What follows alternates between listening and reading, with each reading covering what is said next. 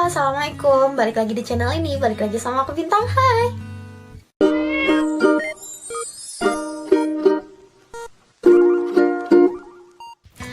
Nah, jadi buat video kali ini aku mau share beberapa tips aja.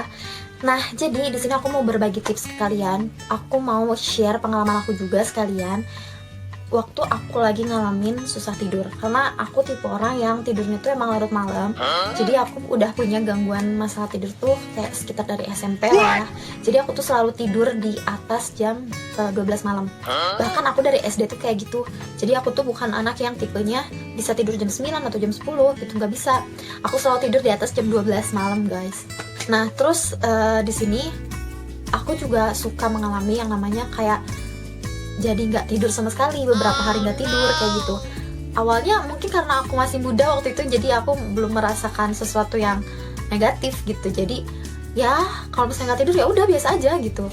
Cuman karena kesini mungkin karena faktor aktivitas yang semakin banyak juga, aku juga jadi semakin mudah capek. Jadi yang namanya kurang tidur tuh kerasa banget kan ya, kayak mengganggu banget, kerasa mempengaruhi kondisi fisik gitu. Belum lagi kadang kalau misalnya kurang tidur tuh mempengaruhi ke fungsi otak kita gitu ya kan. Nah, jadi di sini aku mau share beberapa pengalaman aku yang udah aku lakuin juga, yang sering banget aku lakukan gitu ketika aku mengatasi masalah susah tidur aku. Tapi di sini aku mau jelasin dulu, sebenarnya yang namanya masalah atau gangguan tidur itu nggak hanya orang yang mengalami insomnia atau orang-orang yang mengalami kesulitan tidur. Jadi sebenarnya untuk orang-orang yang terlalu banyak tidur juga disebut gangguan tidur, karena ada beberapa faktor yang menyebabkan orang itu selalu ingin tidur, selalu bawaannya ngantuk. Itu tuh ada faktor psikologisnya juga, guys. Mungkin next time aku bakal bahas itu tapi di lain video, oke? Kalau misalnya kalian mau, request di komentar. Nah, sebelum ke tipsnya, kalian jangan lupa untuk dukung aku, di subscribe channel aku, di like videonya, jangan lupa di share ke teman-teman kalian, dan ajak untuk subscribe aku. Thank you. Nah, jadi di sini pertama yang harus kalian lakuin adalah kalian harus selalu mencoba relax, tenangin pikiran kalian, jangan memikirkan apapun, meskipun kayak apa ya, tugas atau penting. Pokoknya jangan, ketika tidur kalian harus pastikan kondisi pikiran kalian tuh tenang, gak mikirin apa-apa, gak mikirin beban, pikirin hal-hal indah yang pengen kalian dijadiin mimpi gitu. Kalian pengen mimpi ketemu artis, nah udah pikirin aja gitu, pikirin aja yang kayak gitu, sesuatu yang membuat kalian tuh bahagia gitu. Coba pikirin itu. Nah, aku tipe orang yang kalau misalnya tidur tuh lampu gak pernah dimatiin, guys. Aku penakut. Jadi aku tipe orang yang nggak pernah matiin lampu kalau tidur. Tapi di beberapa kondisi, kalau misalnya aku udah susah banget tidur, aku pasti bakal matiin lampu. Misalnya kalian bisa, mungkin ini tipsnya nggak akan berfungsi di kalian yang emang tidurnya udah gelap ya gitu, maksudnya emang selalu mematikan lampu. Cuman kalau misalnya untuk aku yang selalu dinyalain lampunya, ini berfungsi. Dan untuk kalian yang penakut kayak aku, kalian bisa pakai lampu tidur kayak gitu, guys. Atau enggak ditutupin selimut terus dipakein senter gitu di dalamnya, pakein flash kayak gitu. Itu bisa banget karena buat aku that's work gitu, oke? Terus di sini ada dengerin lullaby song. Jadi kayak kalian, kalau aku sih biasanya ngedengerin kayak instrumental musik, terus kayak lagu-lagu yang slow, mellow gitu, yang membuat suasana hati kita tuh jadi lebih tenang, relax. Nah, selanjutnya di sini beberapa tips juga, yaitu pakai wewangian. Sejujurnya aku agak males ya pakai ini. Bukan karena aku nggak suka wewangian, tapi karena menyiapkan wewangiannya itu menurut aku merepotkan aja gitu. Ditambah lagi kayak misalnya aku kan orangnya jarang yang namanya pergi ke store. Aku tuh selalu belanja lewat online.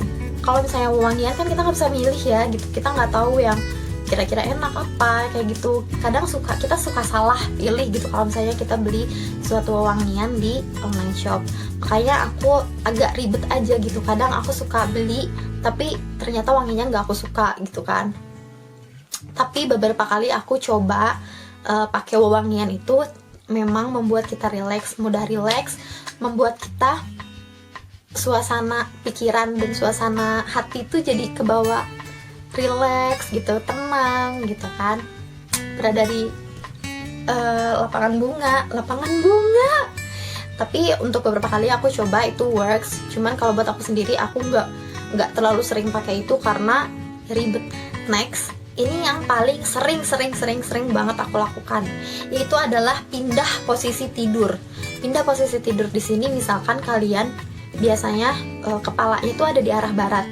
Nah, coba kalian tidur di arah sebaliknya gitu.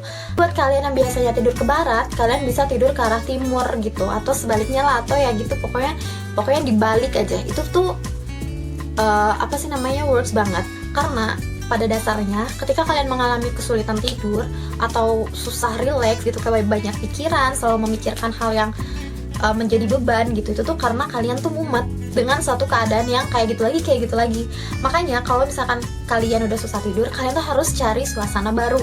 Nah, salah satu caranya itu adalah pindah posisi tidur. Karena kalau kita pindah posisi tidur, kita kan jadi ngelihat pemandangannya tuh dari sudut yang baru, dan kita pun akan memikirkan sudut pandang yang baru. Akan membantu kalian juga dalam mencerna suatu beban kalian. Selanjutnya mungkin agak ribet, tapi ini works buat aku. Ini adalah cat ulang kamar kalian.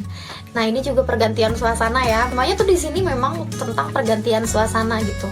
Aku kalau misalkan udah bosen, biasanya suka cat ulang dinding, cat ulang tembok gitu. Makanya jujur aku beberapa kali juga cat kamarku sendiri, jadi ngebangun mood baru gitu. Jadi ketika kita misalnya udah ngecat kamar baru, kita nemuin suasana baru, sudut pandang baru, terus kayak udara baru gitu.